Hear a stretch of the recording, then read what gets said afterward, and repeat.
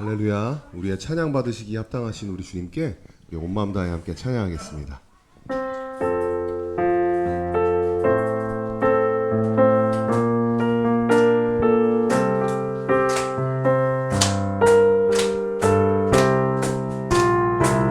나의 반석이신 나의 반석이신 하나님, 행하신 모든 것 완전하시니, 나의 생명 되신 나의 생명 되신 하나님, 내게 행하시니 찬양합니다. 신실하신 하나님, 신실하신 하나님, 실수가 없으신 좋으신 나의 주,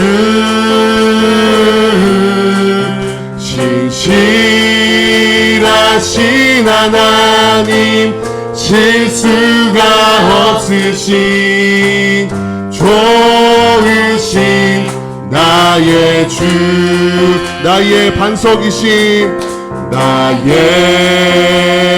반석이신 하나님, 행하신 모든 것 완전하시니, 나의 생명 되신 하나님, 내게 행하시니 찬양합니다. 신실하신 하나님, 실수가 없으신 좋으신 나의 주, 신실하신 하나님, 실수가 없으신 좋으신 나의 주. 아멘. 이어서 찬양합니다.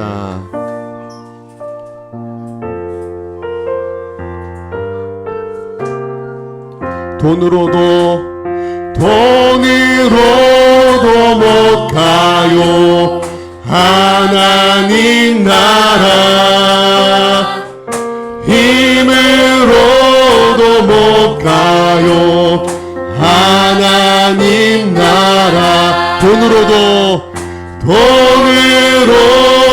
못 가요 하나님 나라, 힘으로도 못 가요 하나님 나라, 거듭나면 가는 나라, 하나님 나라, 믿음으로 가는 나라, 하나님 나라, 벼슬로도 못 가요 하나님 나라, 지식으로 못 가요 하나님 나라, 거듭나면 가는 나라, 하나님 나라, 믿음으로 가는 나라, 하나님 나라, 어여뻐도 못 가요 하나님 나라, 맘 착해도 못 가요 하나님 나라, 거듭나면 가는 나라, 하나님 나라, 믿음으로 가는 나라, 하나님 나라. 우리 느리게 고백합니다. 어여뻐도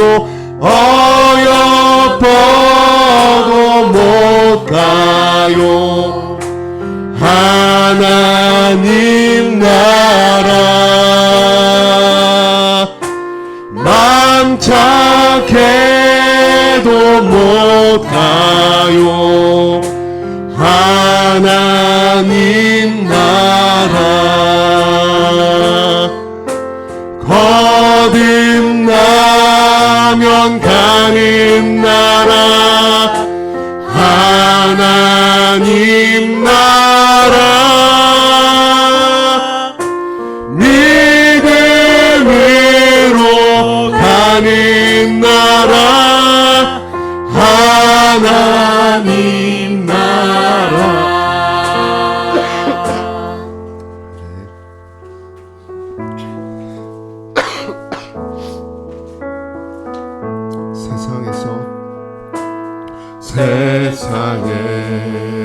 세상에서 방황할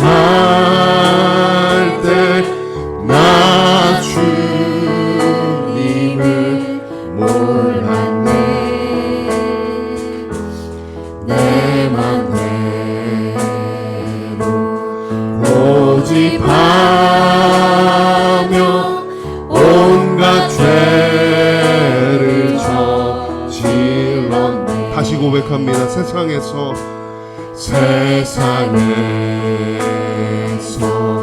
방황할 때 나 주님을 몰랐네. 내 맘대로 고집하며 온갖 죄를 저질렀네. 예수여 이 죄인도 용서받을 수 있나요? 벌레만도 못한 내가 용서받을 수 있나요? 많은 사람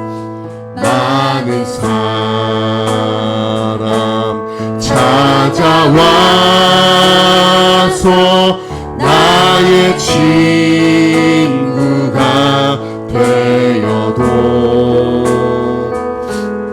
병든 몸과 상한 마음 위로받지 못했다오. 예수여 이 죄인을 불쌍히 여겨 주소서. 의지할 것 없는 이 몸 위로받기 원합니다. 이 죄인의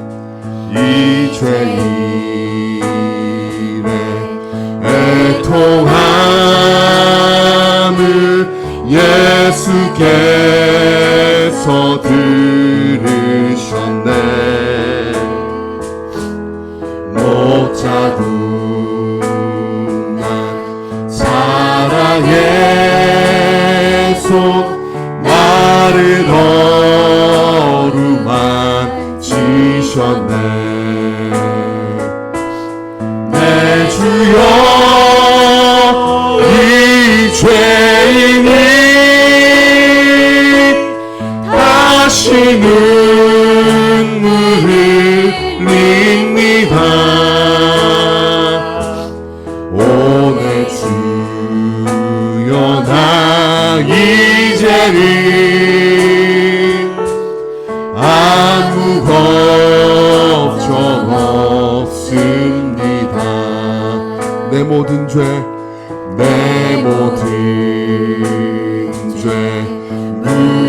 무거운 짐 이제 모두 모두 다 벗었네. 우리 주님 예수께서 나와 함께 계신다오. 내 주여 이 죄인이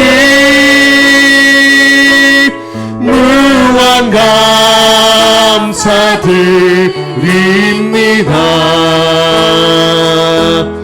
나의 몸과 영혼까지 주를 위해 바칩니다. 예수여 이 죄인을, 예수여 이 죄인을 불쌍히 여겨 주소서. 의지할 것 없는 이 몸 위로받기 원합니다. 아멘.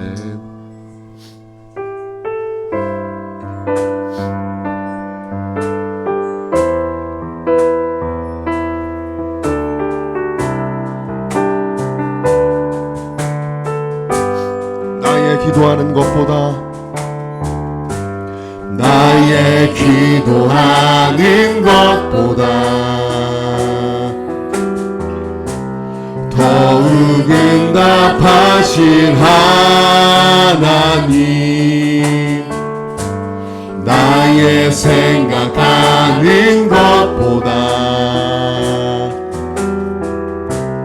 더욱 이루시는 하나님, 우리 가운데 역사하신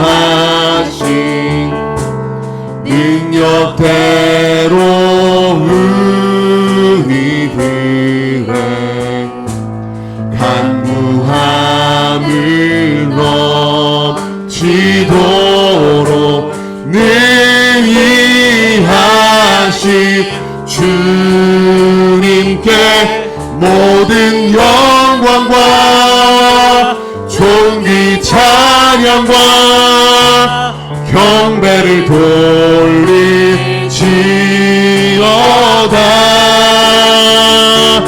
모든 영광과 존귀 찬양과 경배를 돌리지어다.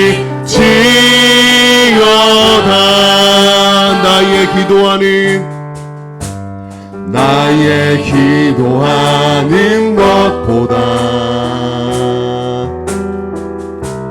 더욱 응답하신 하나님, 나의 생각하는 것보다 더욱 이루시는 하나님, 우리 가운데 역사하신 능력대로 우리들의 간구함을 넘치도록 능히 하신 주님께 모든 영광과 존귀 찬양과 경배를 돌리지어다.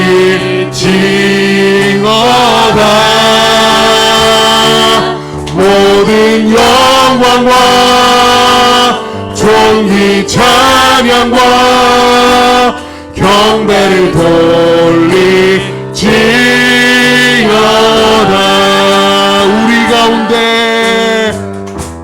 우리 가운데 역사하신 능력대로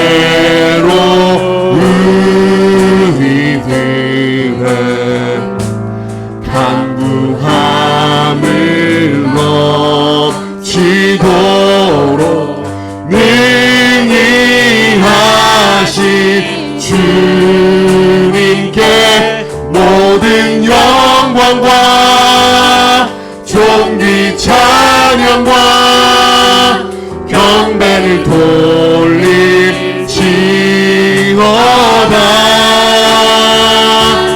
모든 영광과 존귀 찬양과 경배를 돌릴지어다.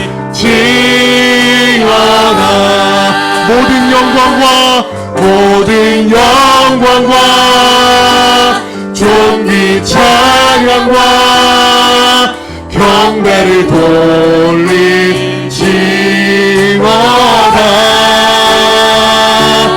모든 영광과 존귀 찬양과 경배를 돌릴지어다.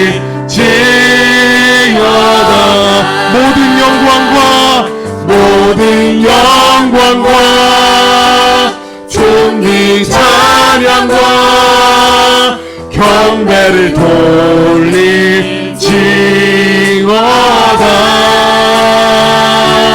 모든 영광과 존귀 찬양과 경배를 돌릴지어다.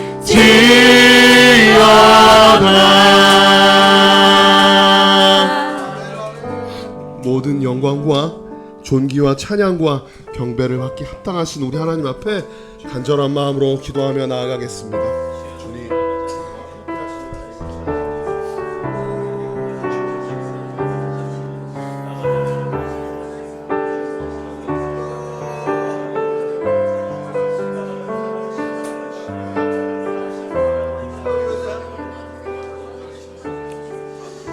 하나님 감사합니다. 모든 존귀와 찬양과 경배를 받아 주시옵소서.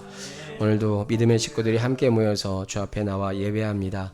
오늘도 예배 가운데 임재하여 주시고 우리 각 사람들 가운데서 올려드리는 그 예배를 받아 주시옵소서. 지난 한 주간의 삶 연약하고 부족한 점이 있었다고 할지라도 하나님 주의 보혈로 덮어주시고 이 한 주간 또 새롭게 시작할 때 주께서 주시는 힘과 능력으로 우리가 있는 삶의 현장에서 승리하는 삶을 살아가는 우리 모두가 되게 인도하여 주시옵소서. 열방에서 복음을 증거하시는 우리 선교사님들 축복해 주시고 늘 건강 주시고 또 사역에 더 풍성한 열매를 거둘 수 있도록 힘과 능력을 더하여 주시옵소서. 나라 민족을 위해서 기도합니다. 여러 가지 또 정치적으로 이념적으로 분리된 가운데 있는 이 나라 민족 가운데 국리를 베풀어 주시고 온 국민들이 한 마음 될 수 있도록 하나님께서 은혜를 더하여 주시고 무엇보다 세우신 대통령과 모든 위정자들에게 지혜를 주시고 하나님을 경외하는 마음 주셔서 좋은 정책들 하나님의 뜻에 합당한 정책들을 잘 세워갈 수 있도록 은혜 베풀어 주시옵소서. 한국 교회 가운데 하나님 은혜를 더하여 주셔서 교회가 교회의 본질적인 사명에만 집중하게 하여 주셔서 영혼을 구원하고 제자 삼는 사역에 힘쓰는 교회들 되게 인도하여 주시옵소서. 등대교회를 이 땅에 세우신 주님 또 뜻이 있어서 지금까지 오게 하셨는데 앞으로도 주의 음성을 잘 듣고 머리 대신 주님께서 말씀하시는 것 대로 순종하며 나가는 교회되게 인도하여 주시옵소서. 세우신 모든 재직들을 축복해 주시고 늘 성령 충만함 더하여 주시고 또 곳곳에서 신실하고 충성되게 섬길 때 건강과 지혜와 능력을 더하여 주시고 특별히 우리의 사업장들을 주님 복되게 해주셔서 주님 앞에 귀하게 쓰임받는 사업장 되게 인도하여 주시옵소서. 오늘도 우리 예배 가운데 임재하실 주님께 감사드리며 예수 그리스도의 이름으로 기도드렸습니다. 아멘.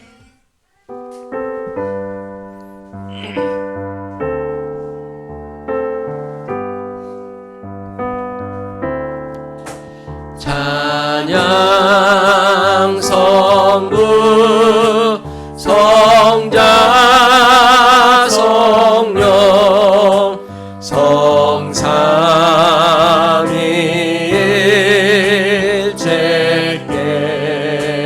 성삼위일체께 영원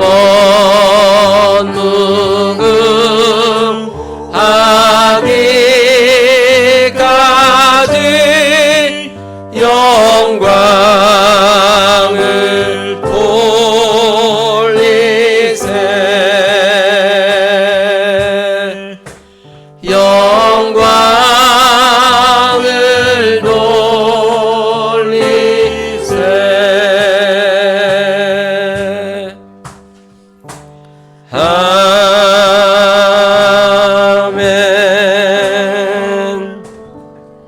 오늘 우리가 함께 볼 말씀은 사도행전 15장 36절에서 41절 말씀까지입니다.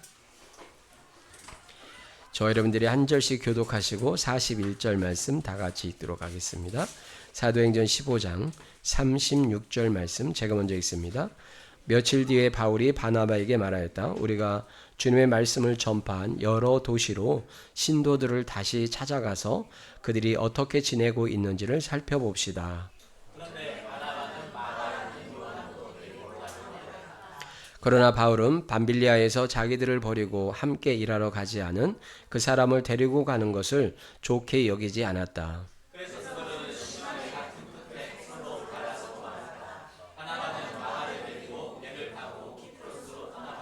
그러나 바울은 신뢰를 택하고 신도들로부터 주님의 은혜가 함께하기를 바라는 인사를 받고서 길을 떠났다.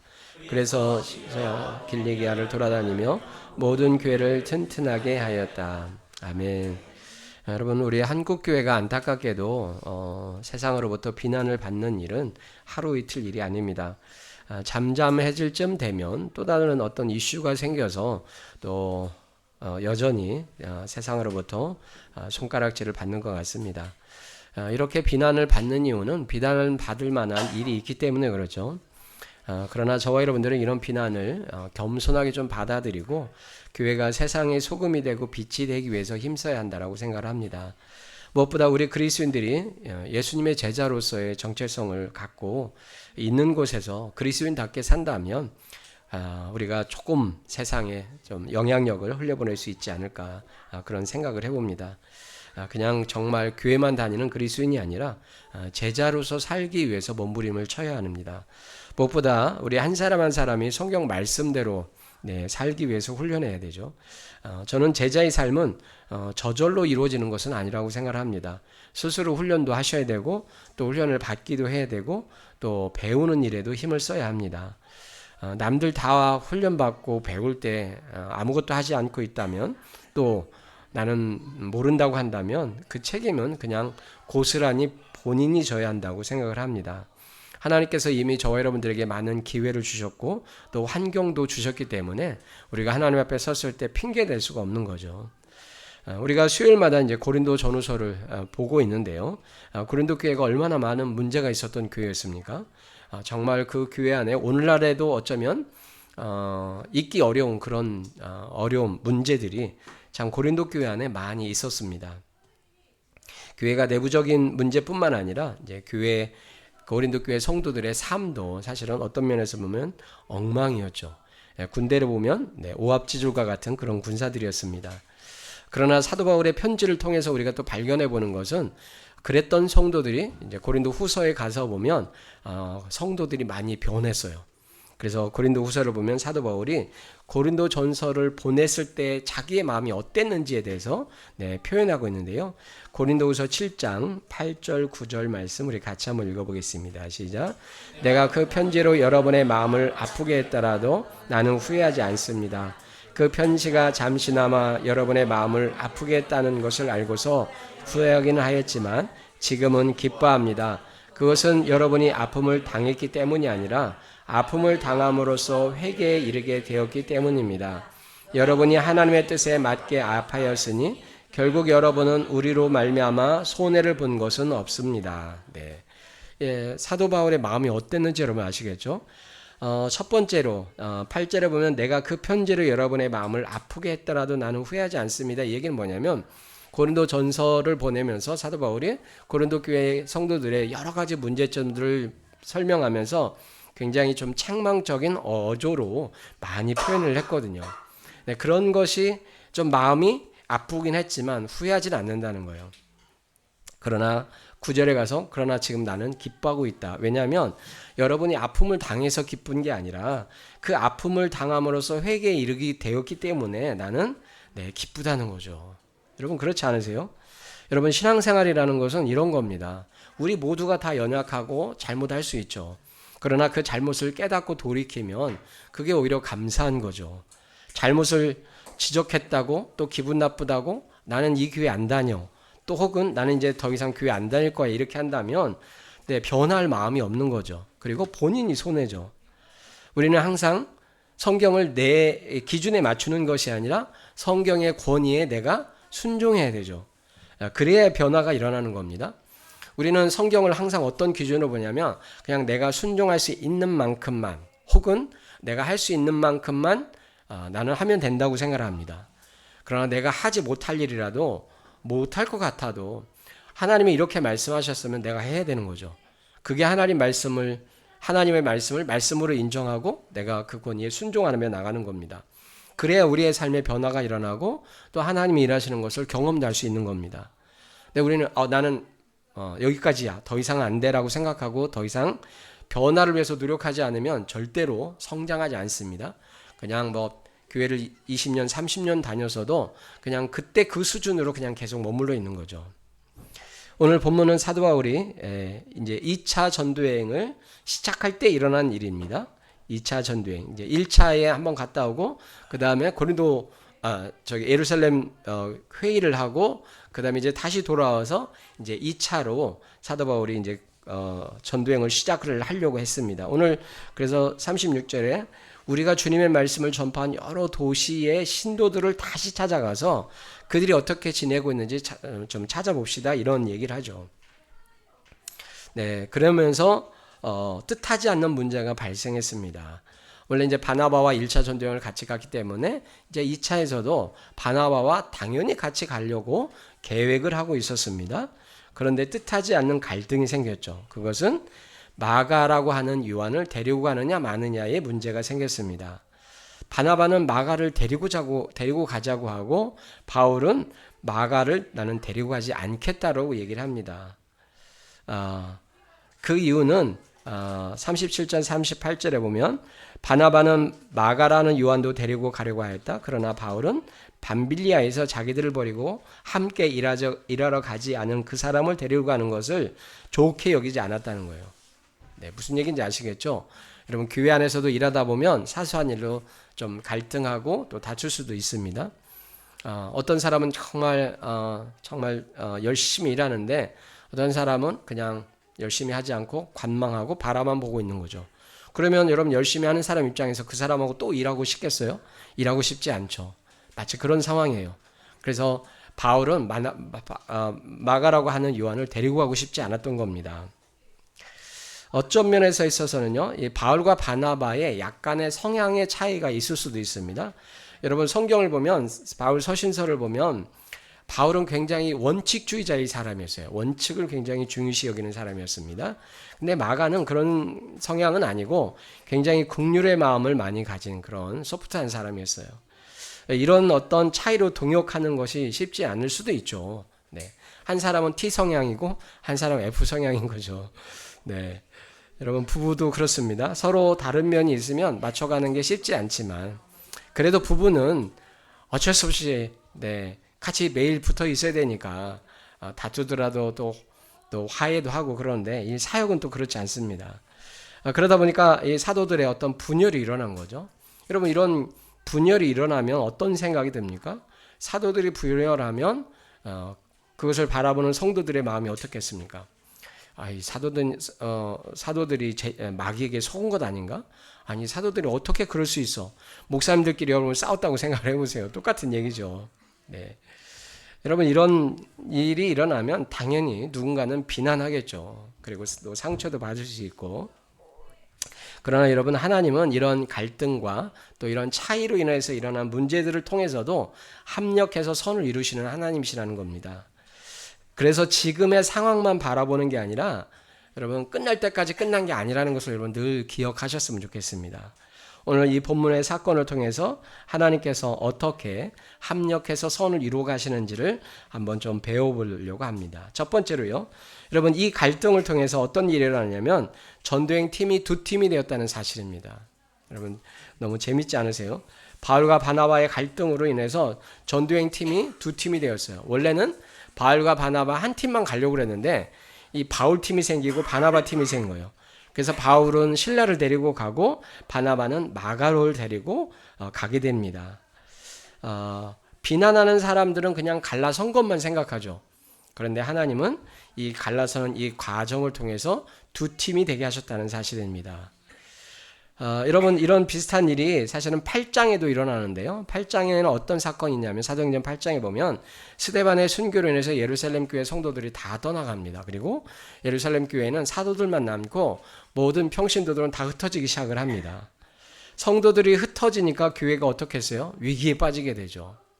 그런데 하나님은 그 위기를 통해서 또 다른 놀라운 일들을 행하시는데요. 사도행전 8장 1절 우리 같이 한번 읽어보겠습니다. 시작. 사울은 스데반 죽임당한 것을 마땅히 여겼다. 그날에 예루살렘 교회가 큰 박해가 일어났다.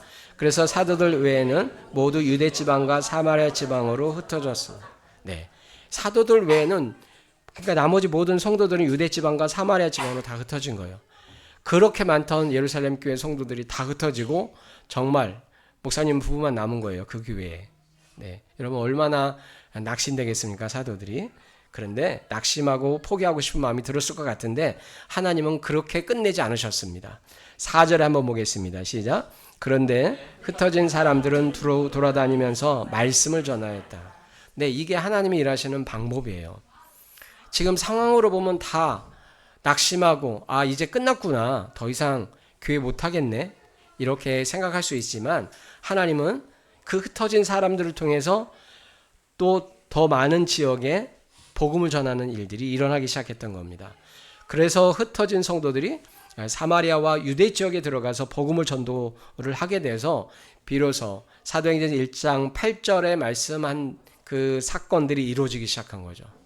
사도행전 1장 8절이 뭐죠? 네, 너희는 사마리아와 땅끝까지 일어나서 온 유대와 사마리아 땅끝까지 일어나서 복음 전하는 비로소 사마리아 지역에 복음을 증거되기 시작한 거예요. 크리스천들이. 네. 여러분 교회가 끝날 것 같아도 분열을 통해서 또 다른 교회가 세워지는 경우가 있습니다. 우리는 저 교회 깨졌구나. 우리는 이렇게 얘기하죠. 그런데 하나님은 어쨌든 교회가 두 쪽 났어도 두 개로 하나님은 교회를 또 세워가는 거예요. 어떤 면에서 윤리적으로 조금 좋아 보이진 않습니다. 그럼에도 불구하고 어쨌든 두 쪽이 났다고 할지라도 그렇게 해서 하나님은 또 교회를 세워가시는 것을 볼 수 있습니다.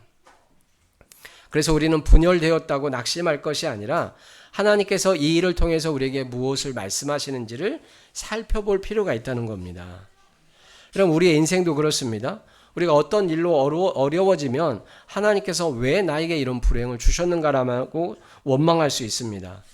그러나 우리가 다 이해할 수 없어도 하나님의 뜻이 있다는 거예요. 다만 우리가 이해를 못하는 것뿐이죠.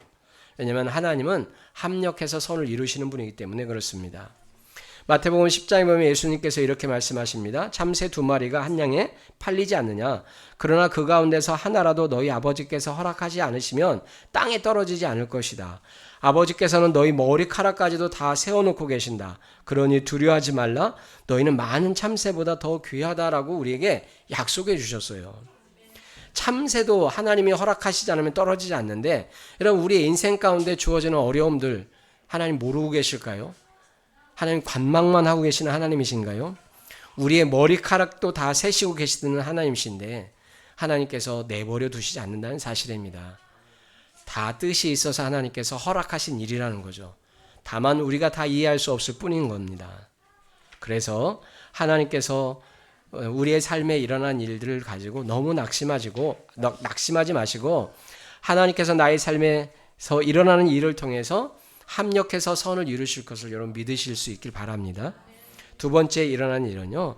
하나님은 더 넓은 지역의 복음을 증거하셨다는 사실입니다. 두 팀이 되었기 때문에 사역의 장도 당연히 넓어질 수밖에 없죠.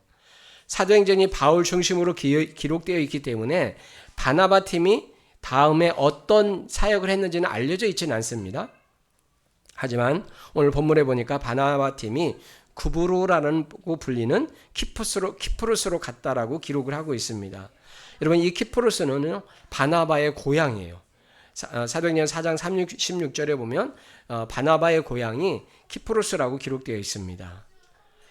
그리고 두 팀이 되어서 갈라선 것 같지만 고린도전서 9장에서 사도 바울은 이렇게 말합니다.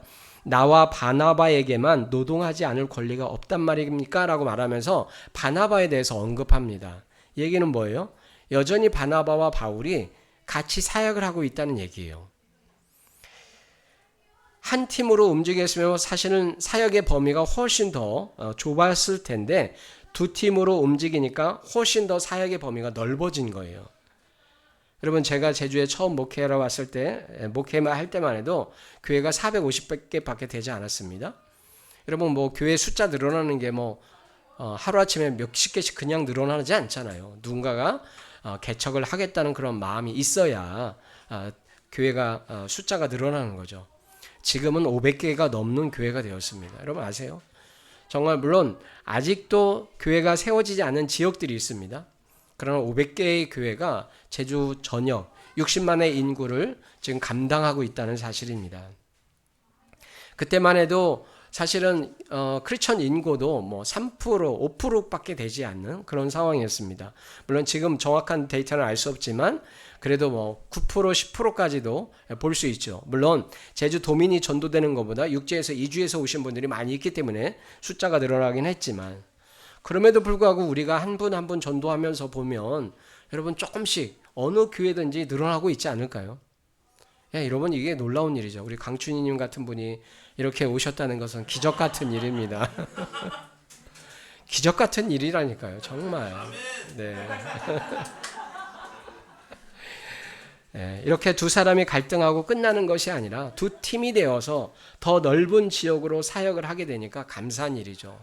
지금 여전히 제주에는 미자리 교회가 훨씬 더 많습니다. 정말 자립할 수 있는 교회는 한 20%밖에 되지 않을 거예요. 미자리 교회가 여전히 많습니다. 그러나 저는 어떤 관점으로 보냐면 그럼에도 불구하고 각 조그만 교회들마다 자기의 역할들을 감당하고 있다고 생각합니다. 어쩌면 큰 교회보다요 작은 교회일수록 복음 전도에 대한 열정이 더 많거든요. 큰 교회는 전도하지 않아도 교회 운영이나 여러 가지 이렇게 부족할 게 없습니다. 물론 큰 교회가 전도하지 않는다는 얘기는 아니지만 그런데 작은 교회일수록 더 절실하잖아요. 그러니까 얼마나 복음 전도를 위해서 또 기도하고 있겠습니까? 여러분 그런 관점으로 보면 여러분 작은 교회가 많은 게 나쁜 게 아니죠. 오히려 더 바람직하고 감사한 일이라고 생각합니다. 세 번째로 하나님은 어떻게 일하셨을까요?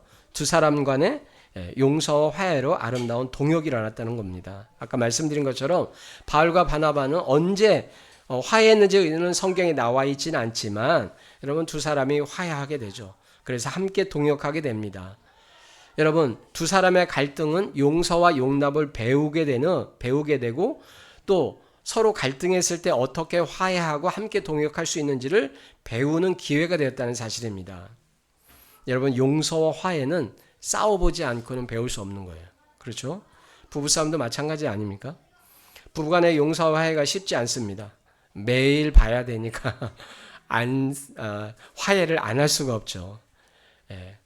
안 보면 끝이라고 할 수 있는 관계는 아니잖아요, 부부는. 그런데 이렇게 부부 안에도 용서와 화해를 통해서 하나됨을 이루듯이 여러분 사역도 마찬가지입니다.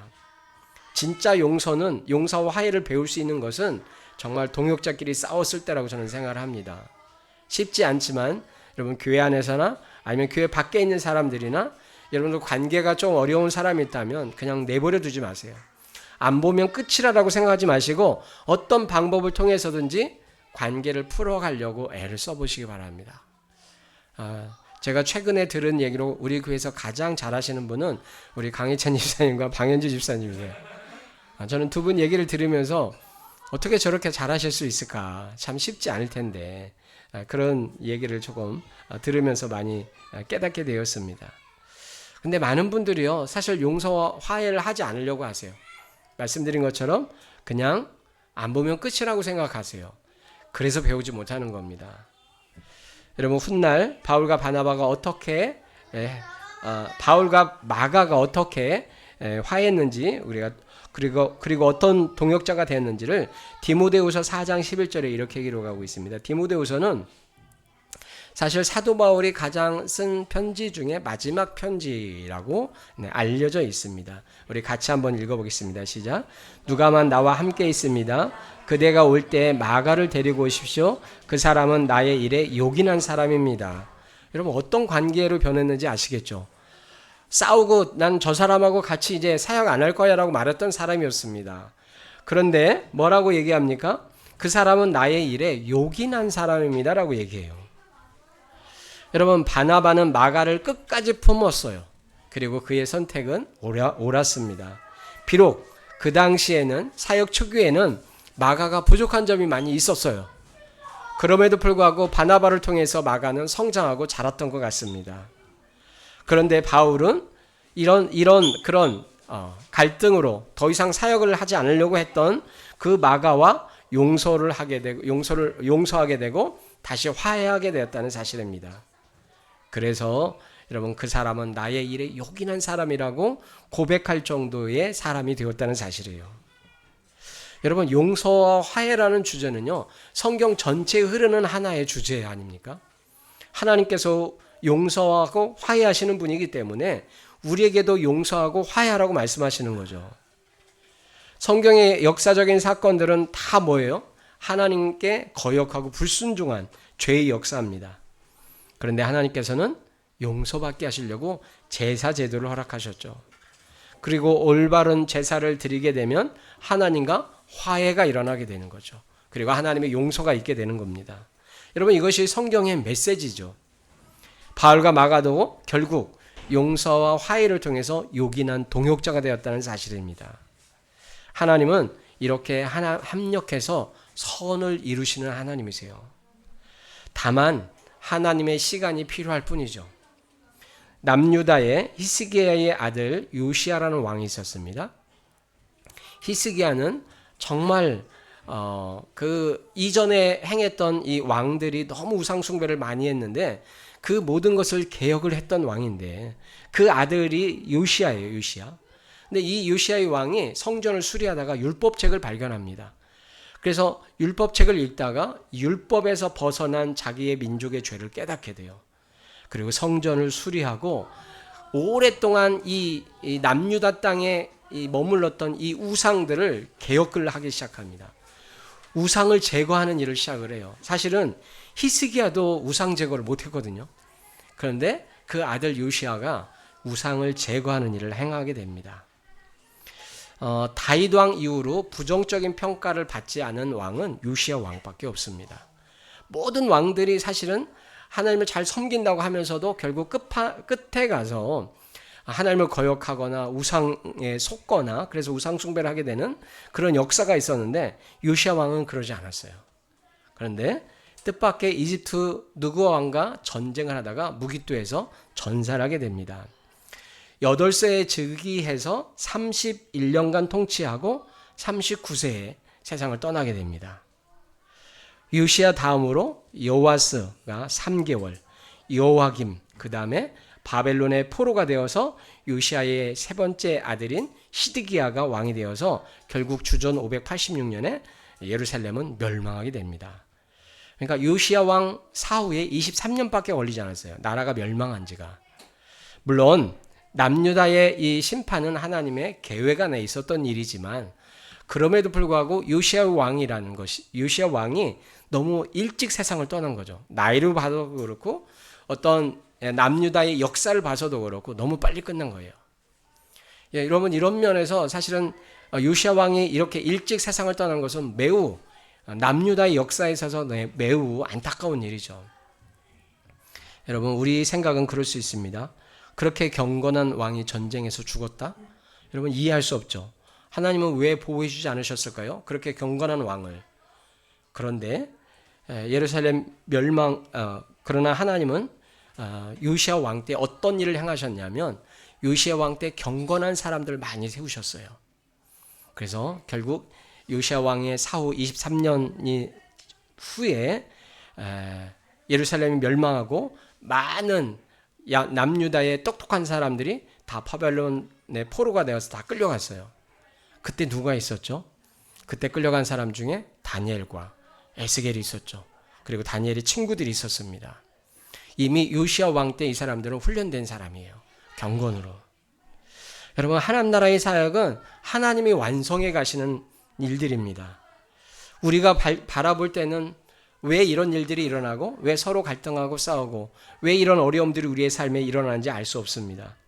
그러나 우리의 눈에는 불완전해 보이고 또 갈등도 있고 또 부족한 점이 있지만 그럼에도 불구하고 하나님은 하나님의 뜻을 계속해서 이루어 가신다는 사실입니다. 이것이 바로 하나님께서 우리의 삶에서도 동일하게 행하시는 하나님의 방법이에요. 지금 부부싸움을 했다, 또 친척들로부터 핍박을 받는다, 또 누군가와 갈등이 있다, 또 내 삶에 어려운 문제가 닥쳤다. 여러분, 그것 때문에 너무 낙심할 필요가 없으세요. 중요한 건 우리가 하나님을 바라보는 믿음만 잃지 않는다면 하나님은 반드시 회복시켜 주시는 하나님이세요. 지금 일어나는 일로 인해서 낙심할 필요가 없다는 사실입니다. 하나님은 언제나 그의 뜻대로 부르심을 받은 자들에게 합력해서 선을 이루시는 하나님이시라는 사실입니다. 저는 저와 여러분들의 삶에도 하나님께서 합력해서 선을 이루어 가심을 믿고 하나님을 전심으로 신뢰하셔서 여러분들이 역전의 인생을 살아가는 우리 모두가 될 수 있기를 주님의 이름으로 축원합니다. 기도하겠습니다. 우리 함께 같이 기도할까요? 기도할 때 이렇게 기도했으면 좋겠습니다. 지금 혹은 과거에 또 앞으로 우리의 삶에 어떤 일이 일어날지 알 수 없습니다. 그러나 하나님, 그런 어떤 어려움이 있다고 할지라도 합력해서 손을 이시는 그 하나님을 믿고 의지하여서 또 하나님께서 우리의 삶에 새 일을 행하실 것을 기대하며 나갈 수 있는 믿음으로 인도해 달라고 우리 함께 같이 기도하겠습니다. 하나님 감사합니다. 오늘 하나님께서 어떻게 합력해서 선을 이루시는지를 우리가 사도행전의 말씀을 통해서 다시 한번 보게 되었습니다. 하나님, 우리의 삶에도 여전히 뜻하지 않는 어려움들, 내 기대와 다른 일들이 일어나고 있지만 그럼에도 불구하고 하나님께서 이 일을 통해서 합력해서 선을 이루실 것을 믿습니다. 하나님, 내 길이 아니라면 가지 않게 하여 주시고 또 주의 뜻이 아니라면 하나님, 우리가 그 일을 선택하지 않게 하시고 주님 앞에 올바로 서서 하나님을 신뢰하고 믿음으로 나아가는 우리 모두가 되게 인도하여 주시옵소서. 안된 일에 대해서 원망하거나 불평하지 않게 하시고 왜 이런 일이 일어났는지에 대해 이해할 수 없는 일들이 있다고 할지라도 그 일을 통해서 하나님의 뜻이 무엇인지 주의 음성을 듣는 자리로 나아가는 우리 모두가 되게 인도하여 주셔서 합력해서 선을 이루시는 그 하나님의 뜻을 분별하고 나가는 우리 모두가 되게 인도하여 주시옵소서. 하나님 감사합니다. 하나님, 초대교회 아름다워야 될 동역자들 간에 갈등이 일어나고 싸워서 분열이 일어나는 이 모습을 통해서 하나님은 합력해서 선을 이루시는 하나님이신 것을 우리가 말씀을 통해서 확인해 보았습니다. 우리의 삶 속에서도 우리의 기대와 다르게 일어나는 일들이 일어날 때마다 당황하고 또 원망이 되고 불평이 되지만 하나님, 그 일로 인해서 합력해서 선을 이루시려 그 하나님을 우리가 다시금 믿음의 눈으로 바라보기를 원합니다. 하나님, 우리의 시선을 하나님께 고정시키고 모든 것 주께 맡기고 의지하며 믿음으로 나가는 우리 모두가 되게 인도하여 주시옵소서. 반드시 그 일을 통해서 합력해서 선을 이루실 하나님을 믿고 의지합니다. 우리 모두에게 동일한 믿음 허락하여 주시옵소서. 감사드리며 예수 그리스도의 이름으로 기도드렸습니다. 아멘. 우리 다 같이 일어나셔서 결단의 찬양, 나의 갈 길 다가도록 찬양 고백합니다.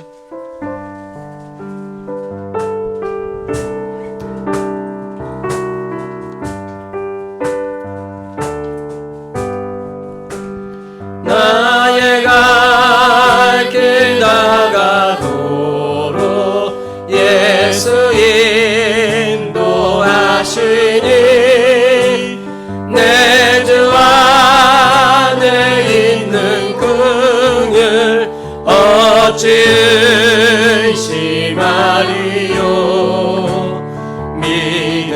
믿음으로 사는 자는 하늘 위로 받겠네.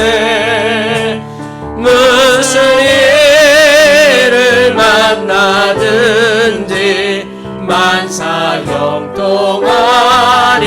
만사형통하리라.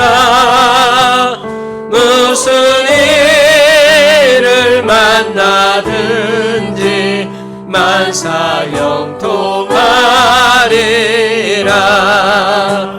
나의 갈 길 다가도록 예수 인도하시니 어려운 일 당한 때도 족한 은혜 주시네.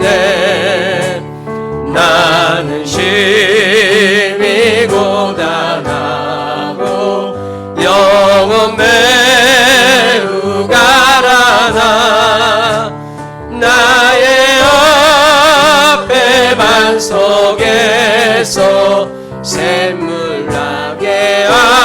하시네.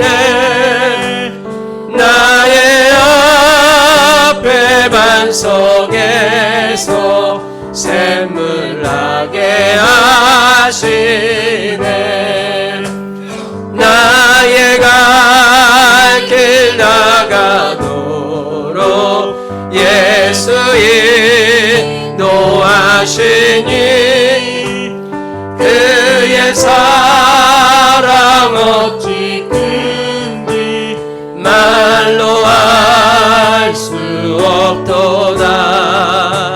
성령 감화 받은 영혼 하늘 날아갈 때에 영영 부를 나의 찬송 예수 인도하셨네. 영영 부를 나의 찬송 예수 인도하셨네.